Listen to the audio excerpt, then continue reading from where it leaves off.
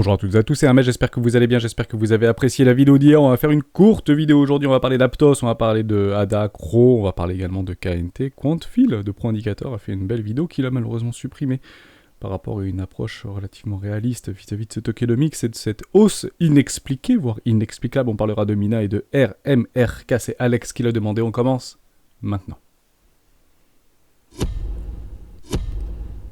Avant de commencer, je vous invite à rejoindre le Discord des rois du marché. Vous trouverez le lien dans la description. Live Trading, bravo à toi Mati pour ton petit trade, bravo. Vous y trouverez également une documentation qui s'appelle la stratégie des 4 euros. On est plutôt long terme, moyen, long terme, voire très long terme sur le Discord des rois du marché. Mais vous avez aussi Live Trading si vous voulez éventuellement encadrer des setups de trading plus court terme, notamment sur les contrats futurs. Ça peut être éventuellement une bonne approche. En tout cas, on n'oublie personne chez les rois.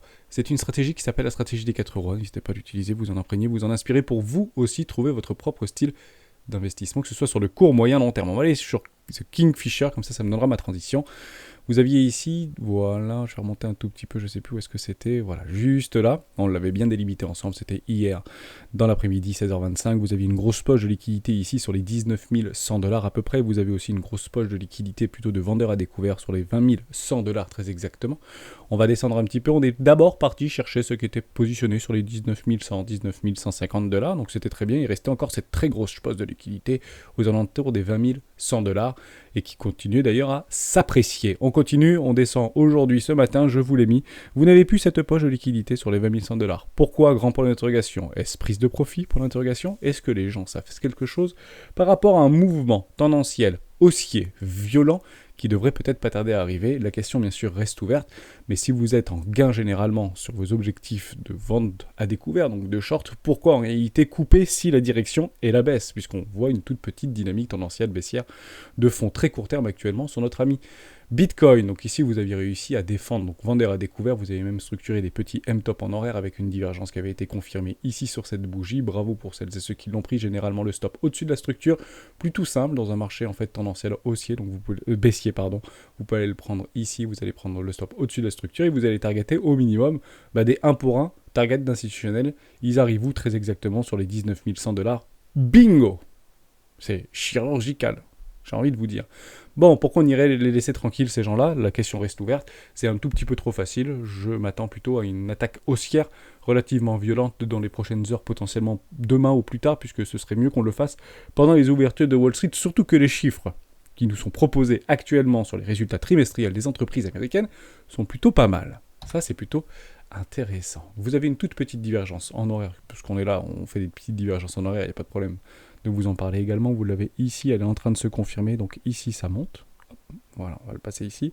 Ici ça monte, ici ça baisse, juste là.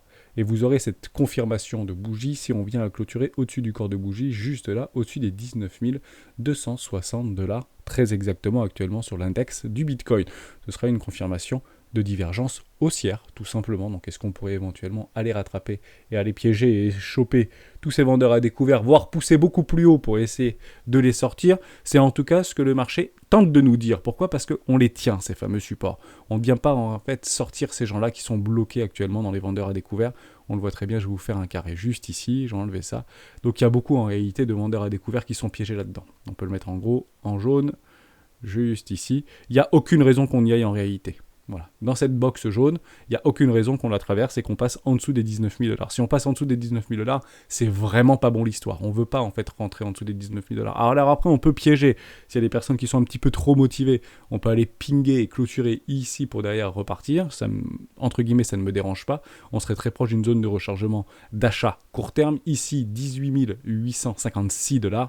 Et clairement, ce serait le maximum que je puisse en tout cas tolérer pour potentiellement prendre un petit trade, un petit peu warrior, un peu chevaleresque, dans un tout petit suivi de tendance, donc là, dans une tentative de suivi de tendance. Mais c'est très difficile, bien évidemment. On est au bord du précipice, donc c'est extrêmement difficile de pouvoir les jouer. Le plus rationnel, qu'est-ce que c'est? Puisque la dynamique de fond reste baissière, long terme, si vous voulez, ou moyen terme par rapport à ce bas de range historique, donc difficile, bien évidemment, de vendre ce marché dans des bas de range, mais c'est le plus, entre guillemets, prenable, puisque ici, dans une zone de rechargement de vente, pardon, c'est parfaitement exécuté. Voilà côté Bitcoin. Ethereum, à peu près la même chose si vous voulez. Il faut vraiment qu'on maintienne, c'est 1280 $. On empêche les gens de revenir, donc beaucoup de vendeurs à découvert qui sont piégés là-dedans actuellement. On commence à pouvoir éventuellement les sortir, donc il y a une pression acheteuse de façon mécanique si vous voulez. Pourquoi ? Puisqu'il y a beaucoup de personnes qui sont en train de clôturer leur short qui était en fait sous l'eau. C'est à peu près comme ici si vous voulez. Quand vous vous êtes bloqué là-dedans, quand vous avez pris des longues là-dedans et que soit vous êtes sorti, et beaucoup de personnes sont sorties sur cette mèche qui est assez violente, puisque la volatilité se réduit, donc automatiquement on met des stops beaucoup plus serrés, voire des leviers beaucoup plus grands. Faites attention par rapport à cette gestion du risque. Derrière, on repousse très fortement, il n'y a aucune raison qu'on revienne en bas. Aucune raison qu'on revienne en bas, surtout qu'on a explosé tous les stops complètement évidents. Il n'y a aucune raison, c'est ce qu'il faut se dire, qu'on arrive en bas, tout simplement. Donc si on arrive en bas et si on continue à se dégrader, c'est que c'est clairement pas bon signe. Côté S&P 500, il y a plein de choses qui sont très positives, qui sont en train de se proposer sous nos yeux. On ne descend pas, c'est on fire actuellement sur les indices, donc c'est plutôt profitable aujourd'hui pour le marché crypto. En tout cas, c'est ce qu'on tente d'espérer. Si aujourd'hui S&P 500, hier, clôturé à plus 1,14, à partir du principe que Bitcoin a descendu de 1%. Donc sans déconner, c'est plus intéressant d'avoir des actions et des indices plutôt que du Bitcoin, sait-on jamais. Derrière, vous avez des magnifiques structures en W qui sont complètement confirmées, notamment en daily sur les indices, que ce soit S&P 500, que ce soit sur les futurs, que ce soit sur le Nasdaq. Vous avez également des choses très intéressantes. Juste là, toujours une contraction relativement forte au niveau de notre market total et on attendra cette résolution qui ne devrait plus tarder à arriver pour le coup. Ici par rapport au market cap total, on tente de réintégrer en fait cette petite trendline qu'on avait breaké juste ici, on clôture dessus, on fait un travail. L'objectif c'est de pousser bien évidemment au nord, en tout cas c'est ce qu'on attendra et vous avez une énorme contraction ici que vous avez et qu'on va reprendre ensemble. C'est proche de la résolution. Donc ça peut être bien sûr à la baisse de façon extrêmement violente ou à la hausse de façon extrêmement violente. Mais en tout cas, on arrive au bout, si vous voulez, de cette contraction, de ce triangle de contraction qu'on va même prendre beaucoup plus lointain. C'est clairement ce qu'on va attendre. Donc c'est proche de la résolution pour le coup. On est en train de vraiment de travailler. Donc ça peut prendre encore 2 jours, 3 jours, 4 jours. Mais pour le coup, quand on arrive à 80% et d'une résolution possible par rapport à ce bec, c'est que c'est très proche. En tout cas, c'est que le range est mûr, si vous voulez. Ou c'est que cette contraction est mûre, si vous voulez. Voilà pour ça. Ça, c'était côté Bitcoin, côté order flow. Plein de petites choses extrêmement intéressantes. Un funding plutôt positif. On a clôturé pas mal de positions en réalité dans la journée d'hier. Beaucoup de vendeurs à découvert en clôture. On l'a vu, vous voyez ici que le ratio long short augmente. L'open interest diminue et il y a des clôtures sur les 20 100 $. Donc ça, ce qu'on revoit, donc c'est plutôt, entre guillemets, réaliste ce qu'on observe au niveau de notre order flow. Maintenant, si on pousse un tout petit peu plus, est-ce que les acheteurs sont sortis ? Pour moi, oui, en réalité. On les a sortis à 2 reprises. Là, vous aviez un range. Donc beaucoup de personnes qui cherchaient le breakout, puisqu'on est très proche du breakout, donc on est dans une zone de rechargement d'achat. Derrière, on va chercher un premier pic juste ici, boum, beaucoup de liquidation. Donc je suis sur tous les exchanges ici, c'est all exchange, Binance, Bybit, FTX, etc. Et puis derrière, on va chercher les seconds directement ici dans une poche de liquidité qui a complètement été prise. Donc c'est plusieurs centaines de bitcoins qui ont été liquidés. Est-ce que c'est suffisant ? La question reste ouverte. Est-ce que c'est suffisant ? La question reste ouverte. On a liquidé que très très peu de vendeurs à découvert qui se sont positionnés actuellement dans une zone de rechargement de vente logique. Je m'attends dès lors, même si c'est peut-être contre-intuitif ou contre-tendance, plutôt à un short squeeze, une continuation de short squeeze violente. En tout cas, c'est ce qu'on aimerait et c'est ce qu'on espère par rapport à ce qu'on a sous les yeux, bien évidemment. Ça ne veut malheureusement pas dire que je dois en fait long ce marché. Vous êtes hors zone en réalité. On ne peut pas le long ce marché, en tout cas de façon extrêmement... c'est difficile, votre stop sera très éloigné en réalité. Il faut mettre un stop aujourd'hui en dessous des 18 000 $. Donc après, vous allez chercher vos objectifs. On a des objectifs proches des 21 100 $. Donc on peut le faire ensemble. D'ailleurs, on va le regarder ensemble. On va prendre cette time frame ici. Ce sera un peu plus joli. Hop, il n'y a rien dessus. C'est parfait. On va regarder. Je prends un short, ou un long, ici, pile maintenant. D'accord, 19 200 $. Je vais mettre mon stop généralement sous les 18 000 ou sous le précédent. Structure ici, donc 17 600 $. On y va. 17 600 $. Voilà, et on va chercher potentiellement un ratio de 1 pour 1. C'est prenable. Ok, donc il y a des personnes, des baleines qui peuvent éventuellement, potentiellement prendre des longues ici. Et si vous êtes un peu plus gourmand, on avait un objectif à 21 500 $, 1,4. Risque, je pense, de 2. Prenable aussi, 2,5. Plus difficile, un peu plus warrior. Mais c'est clairement, en tout cas, ce que beaucoup, en fait, font. C'est pour ça que je vous le dis et je le répète, j'aimerais qu'on vienne racler ici pour pouvoir repartir. Mais dans cette configuration de marché, pourquoi ne l'avons-nous pas fait ici ? Qu'est-ce qui attendait ? Il y avait tous les ingrédients pour pouvoir, allez, hop, on fait ça et on remonte. Et comme ça, on était couvert, tranquille. attention à cette psychologie inversée pour dire, on doit y aller. Aucune certitude, bien évidemment, mais pourquoi on n'y va pas alors qu'on avait vraiment toute la force et tout le potentiel? Pourquoi le cours, en fait, s'est arrêté à 19 300$ et on a travaillé sur cette fameuse Trade Magic? La question reste ouverte. On avait tout le loisir d'aller chercher cette énorme poche de liquidité. Donc on peut faire confiance à quelques milliardaires pour éventuellement défendre ce prix. Et maintenant, on vous demande surtout de le repousser, ce prix. C'est ça, en fait, qu'on attend dans les plus brefs délais. Voilà pour ça. Ça, c'était un peu une analyse psychologique, technique, si vous voulez, de Bitcoin. Bon, j'espère que ça vous a aidé. On va parler d'Aptos. Pourquoi Aptos? Puisque ça a été listé sur énormément d'exchanges. Ok, Aptos, c'est où? Est-ce que je peux le retrouver? Aptos, ici. Actuellement, on achète quoi? Si vous voulez éventuellement, alors pour ceux qui ont droppé, je crois que vous avez récupéré entre 150 et 300 APT, donc ça correspond à 8$. Je sais pas, ça fait pas mal quand même. Ça fait 2000$, 3000$. Donc bravo à vous si vous avez travaillé dans ce sens-là et que ça a pas mal tourné sur le Discord. Donc pourquoi je vous en ai pas parlé hier par rapport au listing FTX, Bybit, Binance et tous les autres plus gros exchanges ont proposé Aptos. Aptos, qu'est-ce que c'est? Je le reprends très rapidement. C'est les anciennes équipes de développement de Diem ou ex-Libra de Facebook, si vous voulez. Ils ont levé 350 millions de dollars en 2 levées de fonds. Qui a dans ces levées de fonds? Tout le monde. C'est autour de la table, vous mettez les plus grosses baleines et les plus gros échangeurs du monde, et en fait, ils sont tous dedans. Binance, FTX, tout le monde est dedans. En réalité, il y a même PayPal qui a suivi en fait le deuxième tour de table pour 150 millions de dollars. Donc il n'a pas mis 150 millions de dollars, mais grosso modo, c'est aujourd'hui 350 millions de dollars qui se partagent le gâteau sur les plus gros capital risques des technologies blockchain, donc FTX Capital, etc. Binance, c'est dedans, tout le monde a mis de l'argent dedans. Vous achetez un truc à 7 milliards de dollars. Le principal concurrent de ce truc-là, ou les deux principaux concurrents de ce truc-là, c'est Ethereum, de façon extrêmement simple et limpide, et CSPR et Casper. Donc pourquoi surtout Casper, et pourquoi moi je regarde en fait en opposition de Aptos directement CSPR, qui d'ailleurs peut-être a donné vent à une résolution par rapport à ce W Weekly vis-à-vis de CSPR, parce qu'il y avait la lumière sur Aptos qui en réalité exactement la même chose, ou en tout cas propose les mêmes promesses ou avance les mêmes promesses. Qu'est-ce que c'est? Résoudre le trilemme des blockchains. Voilà. C'est aussi simple que ça. Qui gagnera? Beaucoup de candidats, pas beaucoup de gagnants. Toujours pareil, bien évidemment. Donc ça, c'est super important. Donc si vous voulez éventuellement avoir quelque chose qui se rapproche très près de Aptos par rapport à des promesses, CSPR est moins cher. Aujourd'hui, vous achetez un truc à 7 milliards de dollars. Si on compare directement à CSPR, alors je ne vais pas rentrer dans l'hyper détail, qui, à quoi, dans quelles conditions, dans quel contexte, etc. CSPR, c'est moins cher. C'est ça qu'il faut se dire. Aujourd'hui, CSPR, c'est 500 millions. Alors vous allez me dire, oui, c'est normal, mais il a perdu je ne sais pas combien. Oh oui, mais c'était pas loin des 7 ou 10 milliards, en fait, CSPR, il y a encore quelques mois en arrière. Vous comprenez, voire bien plus que ça. C'était délirant. Donc je m'attends au moins... Alors, je pense que ce truc, CSPR Aptos, donc je vais faire quelque chose, un rapprochement extrêmement simpliste, je pense que l'un comme l'autre vaut 2 milliards aujourd'hui. Voilà.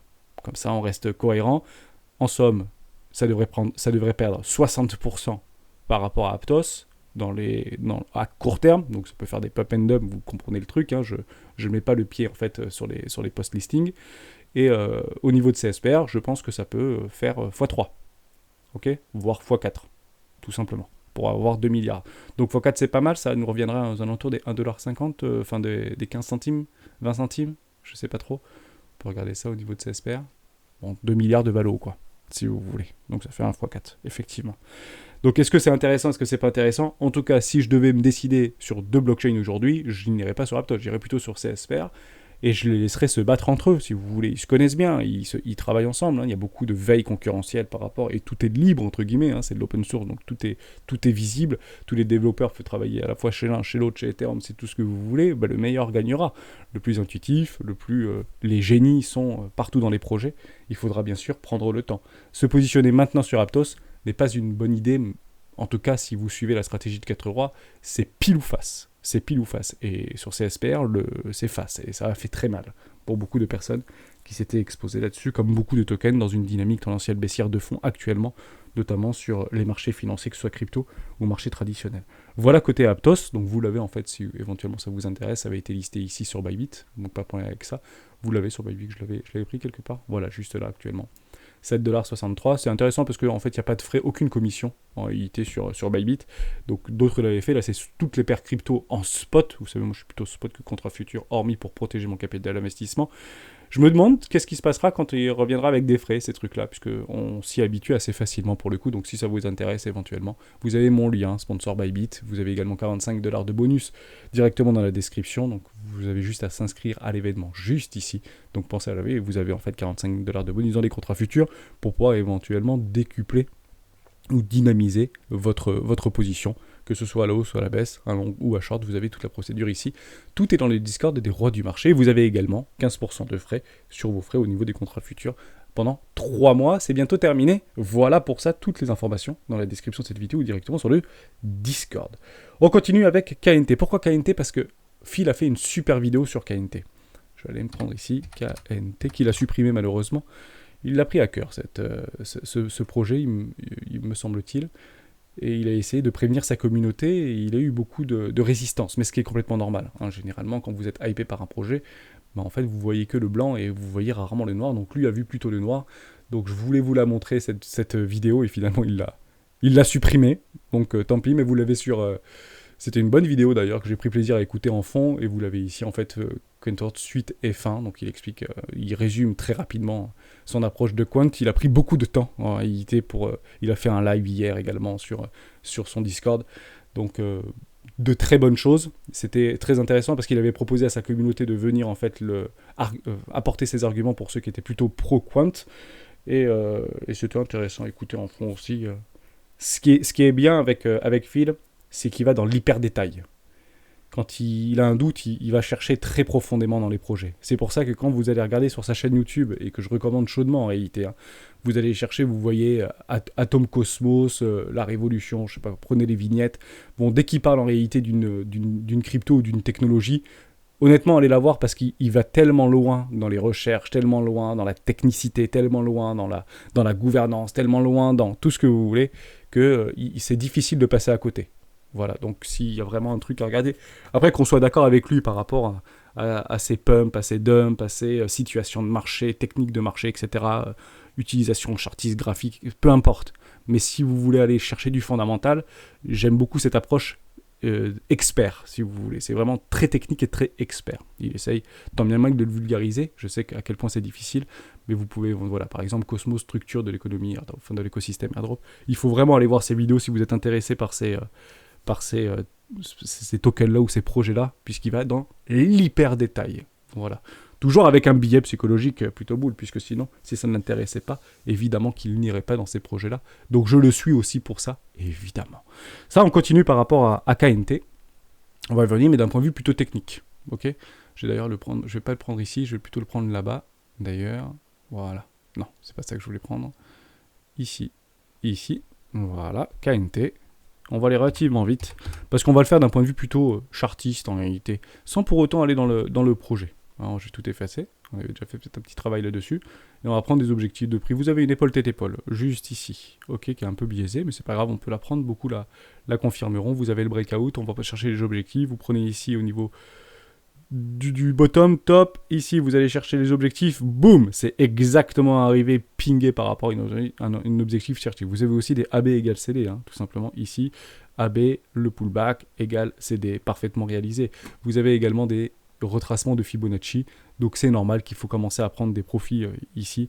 Vous avez arrivé sur un premier arrêt, où est-ce qu'on clôture ? Exactement très proche d'un premier arrêt pour le coup, donc on commence à prendre des profits sur un premier arrêt. Si vous prenez par rapport ici à une toute petite structure en W, peut-être weekly, je sais pas, mais en tout cas vous avez une jolie chasse à liquidité juste là. Vous allez chercher ici largement vos 110% en dessous d'un premier arrêt, pensez-y, évidemment. Donc il est normal qu'on prenne ici des profits. Si ce truc vous intéresse et que finalement vous pensez vraiment à la technologie, à la promesse au niveau de Quant, qui n'est d'ailleurs pas du tout une blockchain, est-ce que éventuellement on y va ou pas ? Attendez des pullbacks au moins en suivi de tendance sur un premier arrêt par rapport à la précédente structure ou une toute petite zone de rechargement d'achat. Donc je le répète, et je ne vais pas être gentil sur ce type de projet, mais que vous soyez intéressé ou pas par ce projet, si vous n'y êtes pas, vous n'y allez pas. C'est trop tard. Alors vous allez me dire, oui, mais on est toujours dans une zone de rechargement d'achat très long terme, etc. Oui, mais partez du principe qu'aujourd'hui les whales, donc les big boys, les baleines de ce truc, l'ont acheté environ à 5$ pièce. C'est la grande moyenne haute au niveau des big whales. Donc partez du principe que ceux qui en ont encore, donc ceux qui détiennent encore une grosse partie du tokenomics, qu'on aime ou qu'on n'aime pas, en réalité ils sont déjà à x50 à l'heure où on se parle. Vous comprenez ce que je veux dire? Alors tout ce qu'on voit, c'est très technique. On revient par rapport à une zone en réalité un peu biaisée de réaccumulation. Derrière, on pousse très très fort. Bien sûr que ces gens-là ont pris massivement des profits là-dedans. Donc aucun volume là-dedans, mais beaucoup de volume de distribution. Bah oui, on achète quand c'est dans les sommets parce que ça ne peut que aller sur la Lune. Bon, derrière, on se retrouve ici. Alors ici, beaucoup peut-être achètent. Ici, beaucoup peut-être achètent. Ici, beaucoup peut-être achètent. Partez du principe que peut-être qu'on veut se barrer maintenant de ce truc. Donc beaucoup de pression vendeuse juste là. Donc pensez que maintenant ça va partir to the moon alors que le marché ne suivra pas.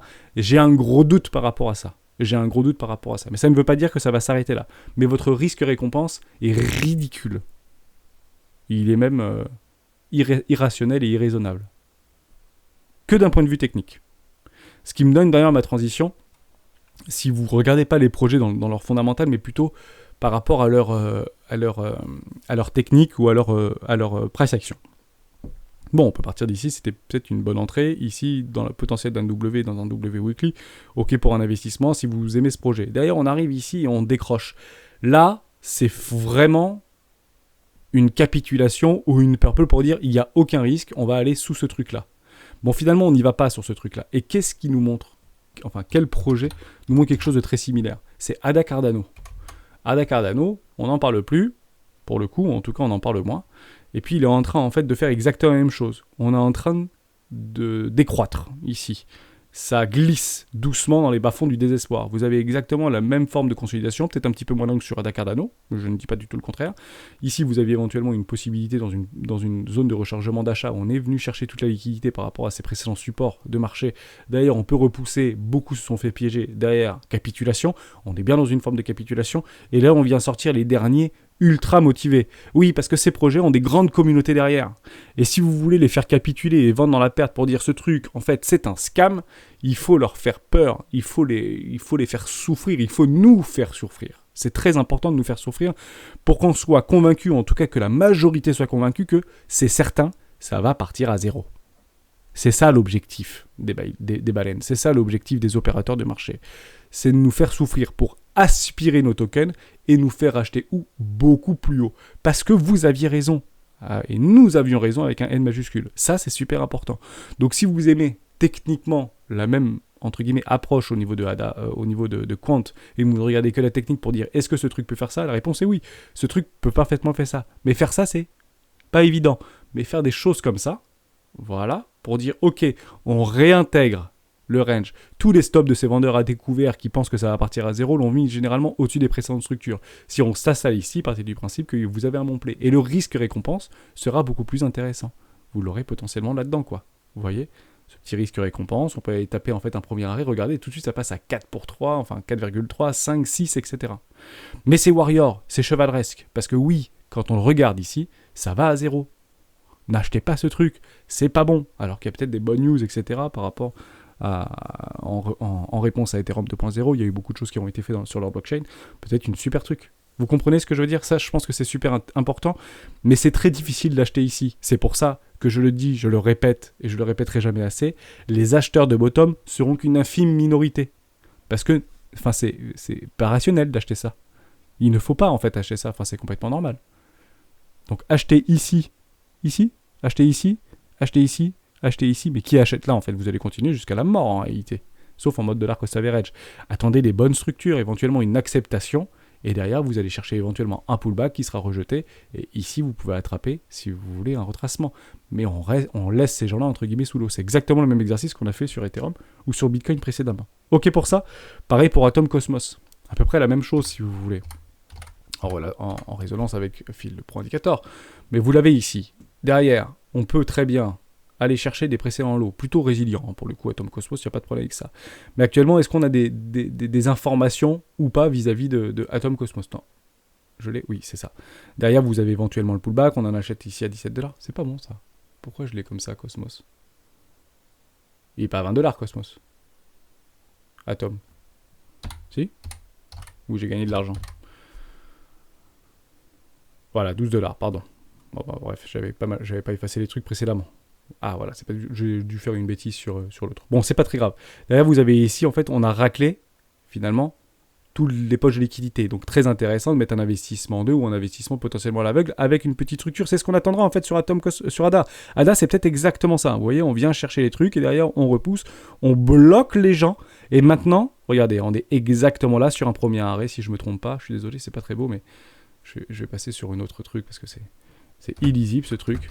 Voilà, on le refait exactement. Derrière, là, on piège tout le monde. On ne veut pas les faire sortir. On fait le petit pullback. Bon, il n'y avait pas vraiment un W weekly ou un W daily, mais c'est pas très grave. Et puis derrière, on va essayer éventuellement de chercher le premier arrêt. Et là, vous savez que vous avez en fait des gens qui sont en train de défendre ce prix. On le voit très très bien. Ici, vous voyez, on vient de traverser, on repousse, on traverse, on essaie d'aller chercher les 0,50. Bon, on travaille le premier arrêt, si vous voulez, de tout ce petit mouvement. L'objectif, c'est quoi? Eh ben, de faire des 1 pour 1, si vous voulez, des AB égale CD. Why not?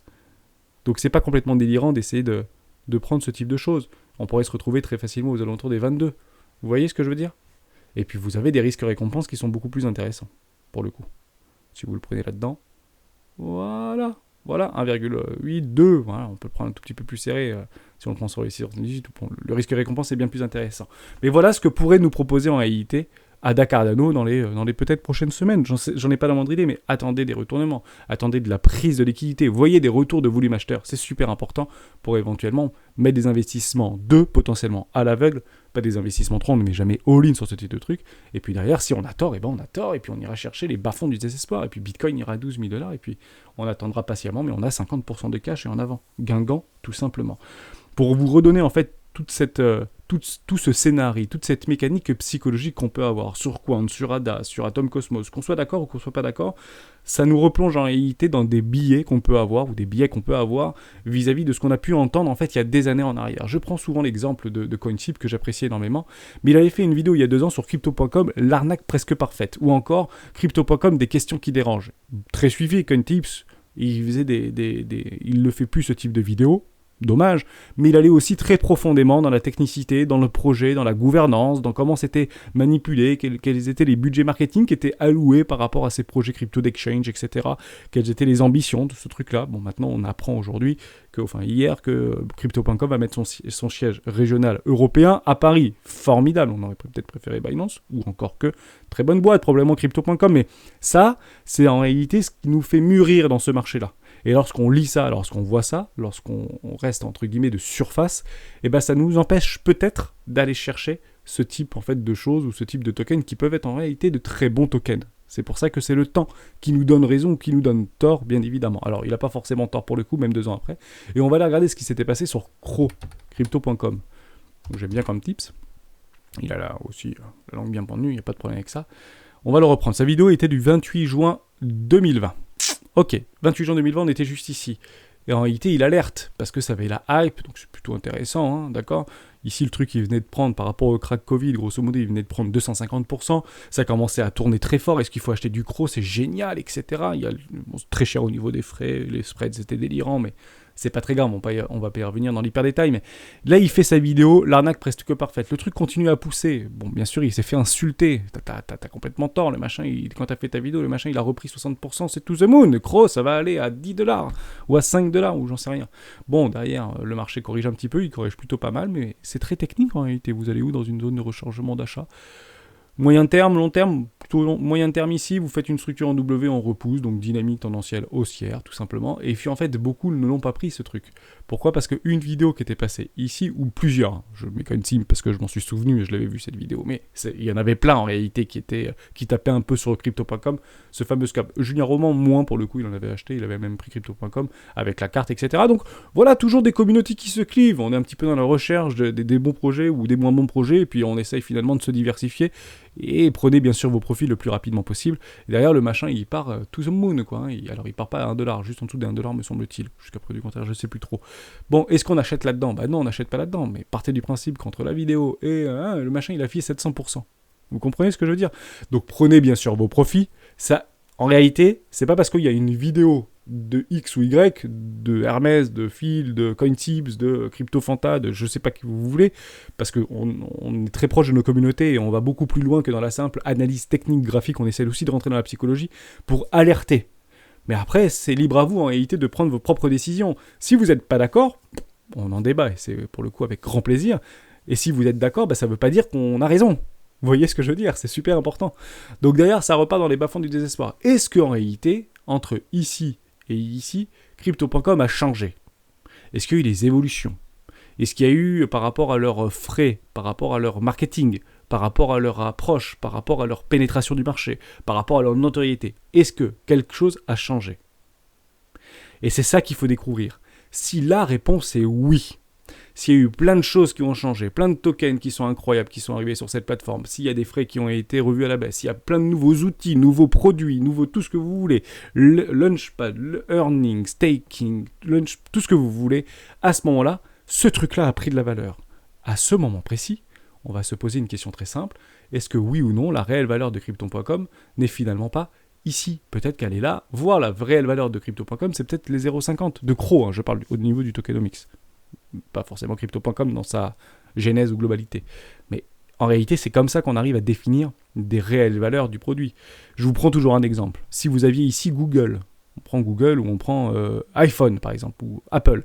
Si Apple était resté avec l'iPhone 1 pendant les 3 dernières années, ou l'iPhone 7, je sais pas, il n'y avait plus d'évolution, plus d'innovation technologique, plus de nouveaux produits ou nouveaux services, comme Apple TV+, comme tout ce que vous voulez. En réalité, tout ce qui fait la vie d'une entreprise, si vous voulez, dans son innovation et dans sa croissance organique, externe ou interne, et bien partez du principe que ce serait potentiellement normal de revoir, entre guillemets, une action qui a fait un pop and dump. On l'a essayé de la pricer parce que iPhone, c'est to the moon.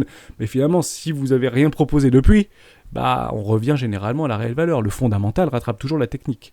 Donc, posez-vous la question, par rapport au prix ou à la réelle valeur d'un projet, quelle est sa valeur par rapport à ce que vous avez connu précédemment, avec un minimum d'historique. Et on l'a sur Crypto.com. Sur le cron, on l'a. Qu'est-ce qui a changé? Vous le listez, vous le plaquez, et ça peut être intéressant de mettre un investissement 1 là-dedans si vous n'étiez pas dans Crypto.com, parce que vous l'achetez beaucoup moins cher que la majorité des gens qui sont sur Crypto.com. Donc je ne fais pas l'éloge de Crypto.com, j'essaie juste de vous faire réfléchir par rapport à ça, puisqu'on a la chance aujourd'hui d'avoir un petit peu d'historique sur pas mal de crypto-actifs. Voilà pour ça. Et je reprends par rapport à Aptos. Aptos, je ne sais pas s'il va faire to the moon ou si ça va partir dans les déclins du désespoir.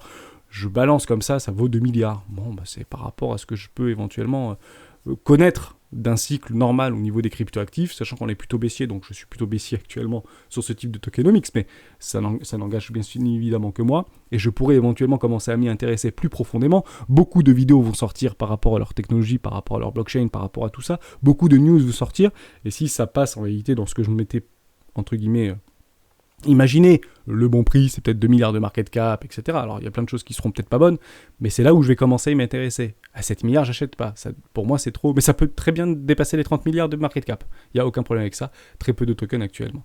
Voilà, c'est vraiment dans cette approche-là que je voulais vous diriger par rapport à tous ces tokenomics. On finit sur 2 trucs. Mina, c'est FSR Pinkin qui voulait qu'on en parle. Et RMRK, on y va tout de suite. Mina qui a été un des tokens les plus... stacké précédemment par rapport au précédent cycle. On peut y aller sur, je sais pas trop quel truc. Je sais pas trop, on va aller là-bas. Hop, Mina USDT. Ok, est-ce que c'est intéressant, est-ce que c'est pas intéressant? Alors, quand vous le voyez comme ça, vous allez dire, c'est la mort. Ça ne fait que baisser, ça ne fait que baisser. Posez-vous toute la question. Ce qui est intéressant avec Mina, c'est que ça a eu un ICO. Donc il y a eu un prix ICO post-ICO. Quel était ce prix ICO? 0,25 centimes. Donc vous pouvez partir du principe, en regardant les 0,53 centimes sur ma droite, qu'en réalité, les personnes qui étaient à l'ICO ont encore x2. Ceux qui n'ont pas vendu, peut-être qu'il y avait des périodes de vesting, des périodes de blocage, des périodes de tout ce que vous voulez. Donc on va chercher en fait les dernières personnes. Peut-être que ce projet est très bon. Très peu d'historique, vous l'avez bien sûr compris. Il y avait eu un magnifique drop ici, enfin c'était juste incroyable, mine. C'était parti to the moon, derrière on va chercher les bas-fonds du désespoir. Donc c'est un peu ce que j'attends en réalité sur notre ami Aptos, voilà, moins 80%, je commence à m'y intéresser. Derrière, on repousse, to the moon, donc j'ai vendu là parce que ça perdait, et puis derrière, je rachète ici, hein, c'est normal en réalité. Derrière, distribution, et on va chercher les bas-fonds du désespoir. Donc peut-être que tu as acheté là, peut-être que tu as acheté là, je ne sais pas du tout. Mais partons toujours du principe qu'il faut toujours regarder les ICO. Qui a acheté quoi et à quel montant? Donc je pense que c'était 10 centimes, 15 centimes, 20 centimes, 25 centimes pour le moment. 30 centimes, mais je crois que le max c'était 25 centimes. Donc toujours in the money en réalité. La question c'est de savoir est-ce que oui ou non il va y avoir des retours de volume acheteurs là-dedans. On a une décroissance au niveau des volumes. Donc c'est entre guillemets pas très grave. Mais si vous avez un retour des volumes, est-ce qu'on attendra en fait c'est des retours de volume acheteurs et de retourner cette tendance. On est dans une dynamique tendancielle baissière. Donc, qu'on s'arrête là. Vous voyez, c'est toujours pareil, comme à Cardano. Est-ce que j'achète là? Est-ce que j'achète le bottom? Est-ce que j'achète le bottom? Qu'est-ce que j'en sais que c'est le bottom? Même ici, que c'était pas le bottom, ça repart. Atom Cosmos peut faire la même chose, hein, pour le coup. Vous voyez, on est à peu près ici à Atom Cosmos, bon, on peut faire ça, hein, ni plus ni moins. Donc faites très attention par rapport à ça. Là, on attendra des vraies structures. Si tu es bloqué là-dedans, si tu as perdu 90% de ta valo, peu dommage de vendre en réalité et de capituler, puisque ça, je pense que c'est un projet. C'est une toute petite cap, hein. Je crois que ça doit être 50 millions de market cap, ce truc. Je sais plus, mais ça doit pas être très gros.